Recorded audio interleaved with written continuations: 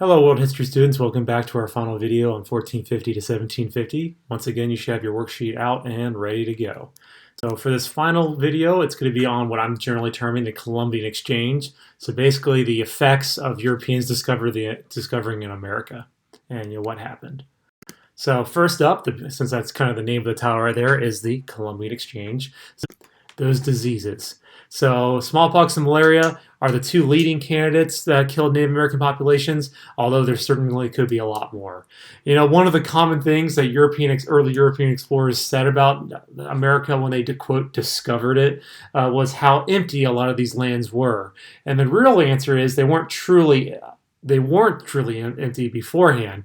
Well, what happened is you maybe had the first Europeans that show up to a different area, basically infect the native populations, and even though Europeans haven't traveled to certain locations, those diseases would come in a wave and wipe out native populations. So when maybe 40 years later, a colonist ship arrived in that same land, they would notice how empty and pristine nature was. And that really the reason why it was empty and pristine is because a large percentage of Native Americans died. Now, we don't have a census like what's going on right now, and I hope your parents have already done this year, of Native Americans. We don't know how many people died, although we know they even look at environmental output of different diseases and growth of plants. We know it could be as much as 50%, 80%, some even go high as 90% of different Native American populations died as a result of European diseases. So this was considered, I would also say, like their version of a kind of a Holocaust going on there, a genocide.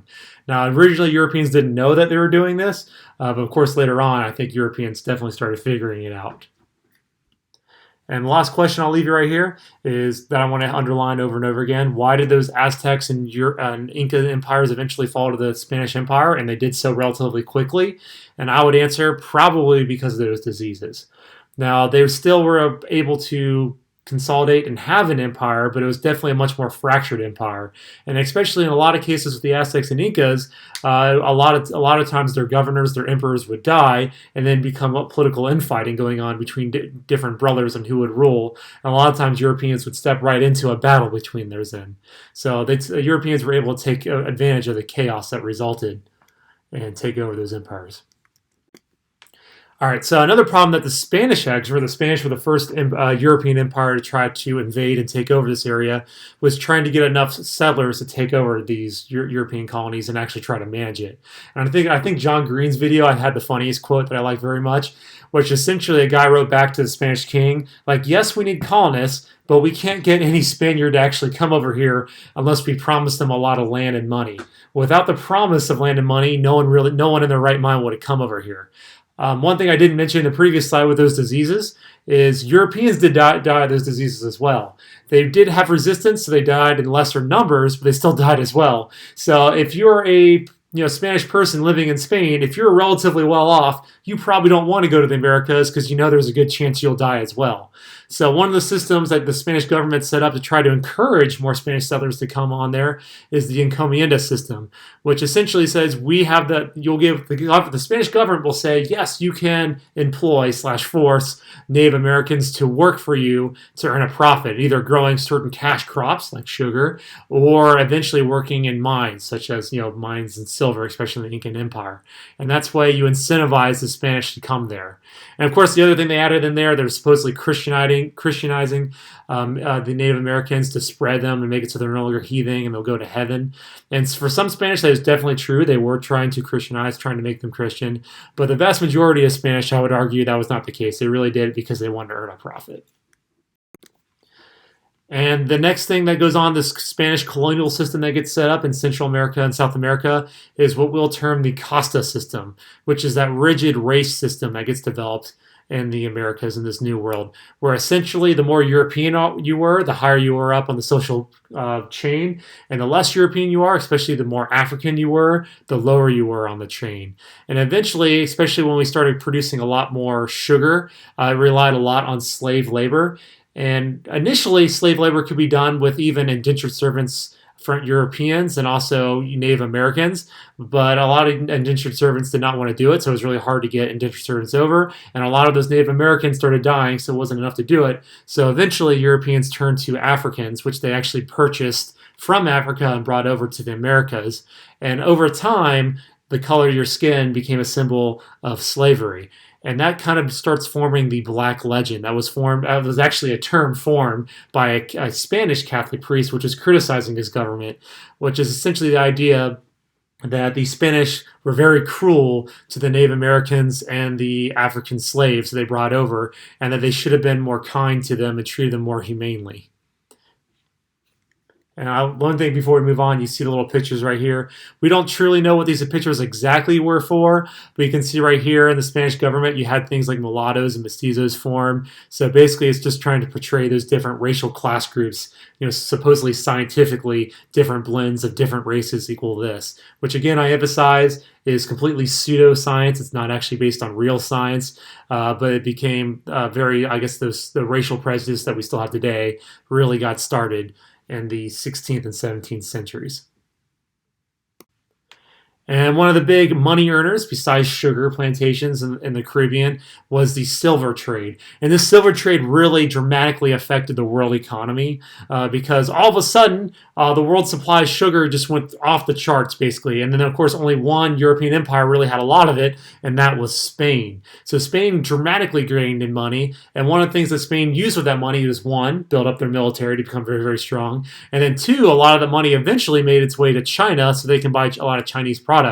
So one of the bad adaptations, maladaptations in China was that they started using their taxes was based solely on silver.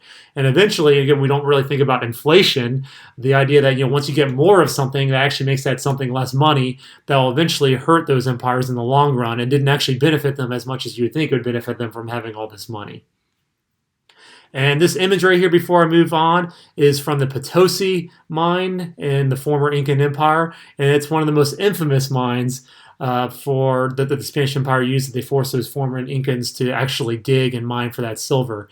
If you think back then, if you even look at it there, think of those working conditions. Not very good, very common cave-ins.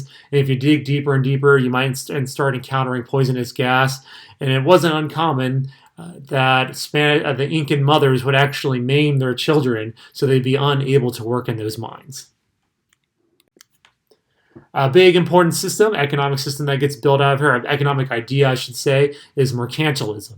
And mercantilism is not just applies for the Americas, but actually applies in the Indian Ocean as well for those colonies and trading posts they have out there, which is essentially the idea that a country, in order to be strong, needs to export more goods than it imports. It needs to sell more goods than it brings in. So a lot of these European countries decided that all these new colonies that they're forming throughout the world, their main job is to act as a source of cheap raw materials that then the Europeans can then manufacture into more profitable goods and then sell for a profit. So that's the idea. The mother country, the European country, will get all these goods and then sell to their colonies and always earn money. And one of the things I joked about in U.S. history as well that you'll learn is, of course, we in Virginia were part of this system, and it was one of those resentments, this mercantilism system, that caused a lot of the American colonies to eventually rebel, that we weren't being treated fairly by our mother country. And then the last big trade system that we got up here, which I would even put up on there with Trans-Sahara trade, Silk Road trade, Indian Ocean trade, that forms after Europeans discover the Americas, is the triangle trade. And the triangle trade roughly is the European, I guess we can start with the Americas. Americas make raw goods like sugar, and also they have a lot of trees, so wood, to Europe. Europeans make manufactured goods, which they can then sell to Africa and the Americas. And of course, Africans will then sell slaves, which would go to the Americas, and the system goes back and forth over and over again. That passage, we call it the Middle Passage, that trade route between Africa and the Americas was called the Middle Passage. And if you look in the background, you can see that's actually a picture, or I guess a drawing of a slave ship. And you see right there, they try to cram as many Africans as they could onto those ships. One question that a lot of people ask is, why would Africans do that if they knew that these Europeans were taking their fellow Africans onto really cramped ships and then off to doing really terrible things in labor where most of them would probably end up dying? And the most common answer that I would probably give is that, again, Africa is a very, very large continent. Africans don't see themselves as Africans. They see themselves as different, kingdoms. So it's like saying, why would the United States people fight a war with Mexico? Or why would the United States fight a war with Cuba? Yes, I guess we're still part of the Americas, but we don't see each other as the same thing. We see each other as separate countries, and that's very much the same thing that happened in the African kingdoms. A lot of times, an African king would see basically he'd conquer a different kingdom, and he would see those people as basically prisoners of war, soldiers that they had fought about and he captured, and quite frankly, they wanted to get rid of. And then later on, a lot of those African countries actually did make a profit off of selling slaves, and that became the basis of their economy, which again, I'd say in the long run, it's probably not a great idea to do, to make your economies based on constant warfare.